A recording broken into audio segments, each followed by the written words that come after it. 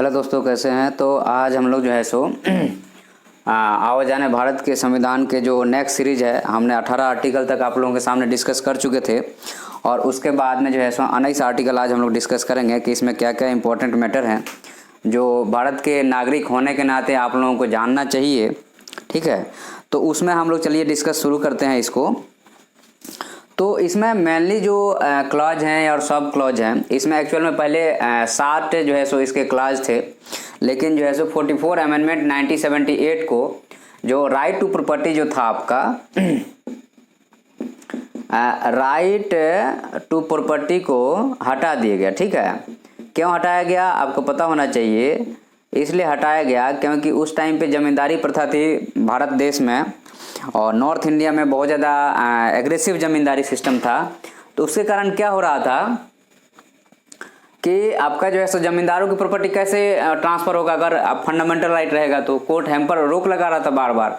तो फिर जो है सो आपका सोचिए कि अपना देश 1947 में आज़ाद हुआ और राइट टू प्रॉपर्टी हटा जाता है 44 अमेंडमेंट 1978 को। अब सोचिए ज़रा भारत की स्थिति क्या है।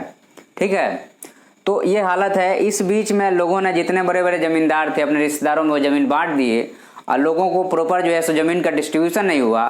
तो आप देखिएगा बिहार और यूपी में या फिर जो है सो बंगाल में ये कंडीशन बहुत ज़्यादा दिखती है। ठीक है, वही अब पंजाब में जाएंगे तो एक किसान के पास 5-5 एकड़ ज़मीन है, पॉपुलेशन भी कम है, जाहिर सी बात है, लेकिन एक ये भी रीज़न है कि वहाँ पे ज़मीन के इशू आज भी चलते रहते हैं। ठीक है, चलिए वो बात की बात है, कभी हम पॉलिटी पढ़ेंगे या हिस्ट्री पढ़ेंगे तो आपको ज़रूर इसके बारे में चर्चा करेंगे हम।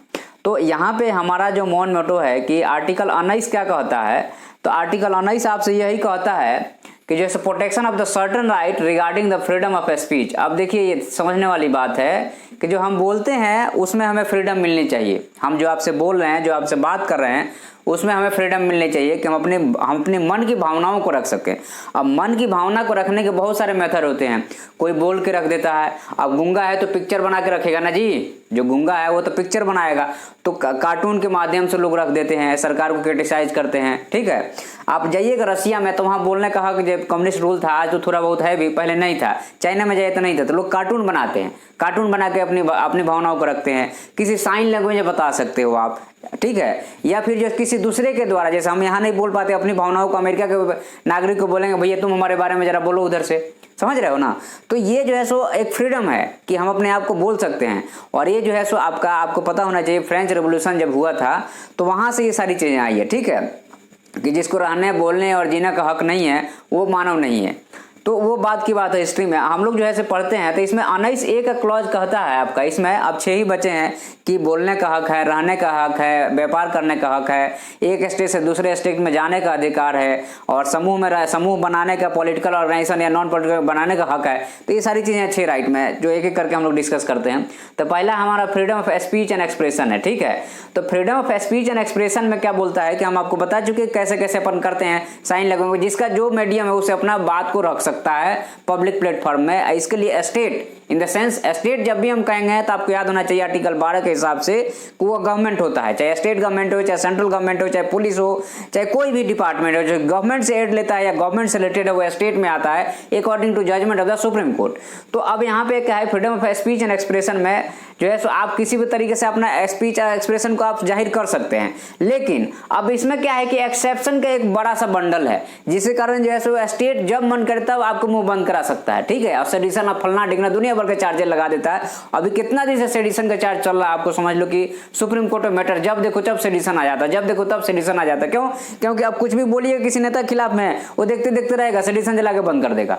अब भाई अब कोई 3 महीने के लिए बंद हो गया, 6 महीने के लिए बंद हो गया जेल में, या उसके ऊपर इंट्रोगेशन होने लगा, तो जाहिर सी बात है उसकी जो है सो स्वतंत्रता एम्प्योर हुई, या उतना जो है सो कौन इसके पास, मान लीजिए कोई डेडिकेटेड पर्सन नहीं है तो डेफिनेटली देयर है certain problem okay in their life and every person having their children, their wife, their home, their family and how to suppose that you can't sacrifice this things okay. So इसलिए public जो है सो इस चीज को avoid करती है। जो normal family वाले पीपल है वो देश के खिलाफ कुछ बोलना नहीं चाहते, देश के खिलाफ हम नहीं बोल रहे हैं। जो पॉलिटिकल पार्टी है, पॉलिटिकल ऑर्गेनाइजेशन है, उसके वर्किंग के खिलाफ नहीं बोलना चाहते हैं क्योंकि सेडिशन लगाए, कुछ नहीं करेगा तो गवर्नमेंट सेडिशन लगा के बंद कर देगा। ठीक है, तो एक तरह से एक्सेप्शन है। अब देखिए एक्सेप्शन क्या है, सॉवरेनिटी, मतलब भारत देश एक सॉवरेन कंट्री है, ये एक कंडीशन है कि इसके खिलाफ जाके आप नहीं बात कर सकते। देश की अखंडता एकता के खिलाफ आप नहीं जाके बात कर सकते हैं, ये लिखा हुआ है संविधान में। उसके बाद में security of the state, state के सिक्योरिटी मतलब कि हमने ऐसा बोल दिया कि पाकिस्तान, राहुल गांधी पाकिस्तान को सपोर्ट कैसे चिल्लाने लगते हैं लोग, तो सिक्योरिटी के खिलाफ हमें जाकर नहीं बात करनी है। या सिक्योरिटी के लिए मान लीजिए कहीं से एड हमें मिल रहा है तो ऐसा नहीं होना चाहिए।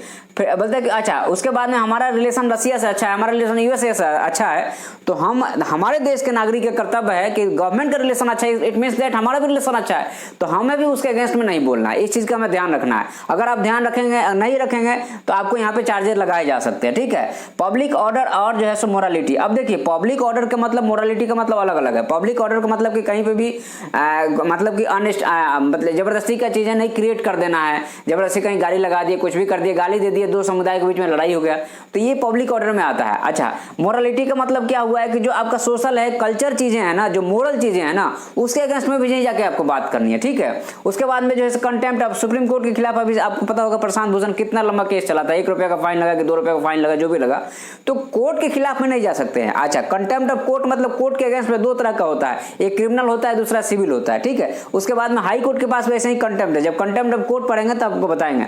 उसके बाद में इंसाइटमेंट ऑफ द ऑफेंस मतलब कि आप कहीं पे भी दंगा उंगा भड़काने का काम नहीं करेंगे, अगर करेंगे आपके बातों से कहीं पे दंगा भड़क रहा है तो आपके ऊपर चार्ज लगेगा। तो ये अब जब संविधान सभा में जब इस चीज की बात चल रही थी तो बोले कि जितना फ्रीडम नहीं दिया उससे ज्यादा तुमने एक्सेप्शन दे दिया कि स्टेट के पास पावर हो गया, तो फ्रीडम का कोई मतलब नहीं है। जाहिर सी बात है फ्रीडम का मतलब नहीं है, लेकिन फिर भी है हमारे पास में, हम लोग बोलते हैं स्टेट के खिलाफ में, स्टेट के खिलाफ नहीं बोलते हैं, इट मीन्स दैट स्टेट में जो वर्किंग होती है ना उसके खिलाफ अपन बोलते हैं, ठीक है। तो हमारा पहला राइट है freedom of speech and expression, जिसमें इतने एक्सेप्शन है। एग्जाम में क्या आता है, एग्जाम में आपको एक्सेप्शन से क्वेश्चन, अगर यूपीएससी में आप जाएंगे तो एक्सेप्शन से क्वेश्चन ज्यादा आता है, नॉर्मल चीजों से क्वेश्चन कम आता है, ठीक है। उसके बाद में अच्छा जैसे स्टेट पीएससी एसएससी में जाएंगे तो सीधे आर्टिकल 19(1) में क्या लिखा है वही पूछेगा आपसे, ठीक है। इसके क्लॉज बी की बात अगर हम करते हैं तो यहाँ पे लिखा है assemble of the peaceful without arm. अब जैसे आपने जैसे शाहीन बाग हो गया, रोड पे खड़े होकर लोग, अभी ये किसान आंदोलन रोड पे चल रहा है, पब्लिक प्रॉपर्टी में सुप्रीम कोर्ट का कहना है कि प्राइवेट प्रॉपर्टी में आप जो है सो गैदरिंग नहीं कर सकते हैं, लेकिन पब्लिक प्रॉपर्टी में गैदरिंग कर सकते हैं, ठीक है। तो अब यहाँ पे है कि पीसफुल मतलब पीसफुल, जैसे आपने अन्ना हजारे का आंदोलन देखा होगा, बिना आर्म के पीसफुल अगर कहीं पे गवर्नमेंट के खिलाफ में प्रोटेस्ट कर रहे हैं तो वो अलाउ है। इस चीज का आपको ध्यान रखना है, ठीक है। गवर्नमेंट के खिलाफ में पीसफुल विदाउट आर्म अगर कहीं प्रोटेस्ट कर रहे हैं तो this is allow, okay, but you can't carry arm. तो इसमें भी ऐसे ही एक्सेप्शन है कि देश के खिलाफ जो है सो आप नहीं जाके कुछ कर सकते, देश के सॉवरेनिटी के खिलाफ कुछ नहीं कर सकते हैं, देश की इंटीग्रिटी मतलब अखंडता के खिलाफ जाके कुछ नहीं कर सकते हैं। पब्लिक ऑर्डर, जो पब्लिक ऑर्डर है, देश जो शांतिपूर्वक जो लोग रह रहे हैं, तो ऐसा नहीं हो जाएगा जैसे शाहीन बाग है तो पब्लिक ऑर्डर के अगेंस्ट है वो काम, क्यों? क्योंकि रोड रोक दिए ना आपने। अब जैसे हाईवे पे, नेशनल हाईवे पे अगर आप प्रदर्शन करने लगे तो रोक तो पब्लिक ऑर्डर, जाहिर सी बात है अब पब्लिक जो है सो जैसे नॉर्मल लाइफ जी रही थी उसमें हैम्पर होने लगेगा, तो ये सही नहीं है, ठीक है। उसके बाद रीजनेबल रिस्ट्रिक्शन, अब यहाँ पे जो है सो गवर्नमेंट को फ्री हैंड मिल जाता है, ठीक है। यहाँ पे गवर्नमेंट को फ्री हैंड मिल जाता है कि रीजनेबल रेस्ट्रिक्शन अगर गवर्नमेंट चाहेगा और भी किसी मैटर पे तो आपको रोक सकता है, तो यह एक बहुत ही अच्छी बात नहीं है। उसके बाद में 19C की अगर हम बात करते हैं, सब क्लॉज सी की बात करते हैं, तो आप जो है सो एसोसिएशन फॉर्म कर सकते हैं, यूनियन फॉर्म कर सकते हैं, कोऑपरेटिव सोसाइटी। इसी के तहत में आपको जो है सो 97 अमेंडमेंट 2011 में जो 2012 में लागू हुआ, जो भी मोदी जी ने कैबिनेट मिनिस्टर बनाया है, cooperative minister of the cooperation बनाया है, तो इसी के लिए बनाया है। और यही जो है सो कोऑपरेटिव सोसाइटी जो 97 अमेंडमेंट, तो अब ये कॉन्स्टिट्यूशन में फंडामेंटल राइट है, डीपीएस में भी है इसको, ठीक है। तो हमारा क्या है कि जो आपका जो है सो फॉर्म एसोसिएशन या यूनियन जो बनाना, ये फंडामेंटल राइट है, मतलब कि हमारा स्वेच्छा है कि हम पार्टी बना सकते हैं, यूनियन बना सकते हैं, एसोसिएशन बना सकते हैं, इसके लिए कोई हमें बाध्य नहीं करेगा, हमें रोकेगा नहीं, पहला चीज, ठीक है। इसमें भी एक्सेप्शन है वैसे ही सॉवरेनिटी का, कि देश में जो है संप्रभु देश है, सबसे बड़ा देश, उसके खिलाफ में जाए कोई यूनियन काम नहीं करेगा, जैसे आपका खालिस्तान की डिमांड होने लगती है, तो ये सही बात नहीं है। तो वैसे एसोसिएशन को भारत सरकार जो है बैन करता है या उसके खिलाफ में एक्शन लेता है, ठीक है। इंटीग्रिटी हो गया, अखंडता हो गया, पब्लिक ऑर्डर वही हमने बता दिया आपको कि जो जैसा शांतिपूर्वक रह रहा है उसको उसी माहौल में रहने दीजिए, आपके इस काम से उसके ऊपर कोई फर्क नहीं पड़ना चाहिए। और रीजनेबल रेस्ट्रिक्शन तो आपका जो है फ्री चेक है, ओपन चेक है गवर्नमेंट के पास में, दुनिया भर की चीजें लगा के लोगों को बंद कर देती है गवर्नमेंट। तो देखिए इसमें जो है हमने 3 आर्टिकल 3 सब क्लॉज डिस्कस किया। पहला तो स्पीच है, जैसे फ्रीडम ऑफ स्पीच है, दूसरा है पीसफुल, बोलता है कि असेंबल पीसफुल विदाउट आर्म, और तीसरा हो गया to form the association union और कोऑपरेटिव सोसाइटी। ठीक है, इसमें जो रीजनेबल रेस्ट्रिक्शन एग्जाम में यही पूछता है, जो रेस्ट्रिक्शन है ना वही सबसे ज्यादा पूछता है।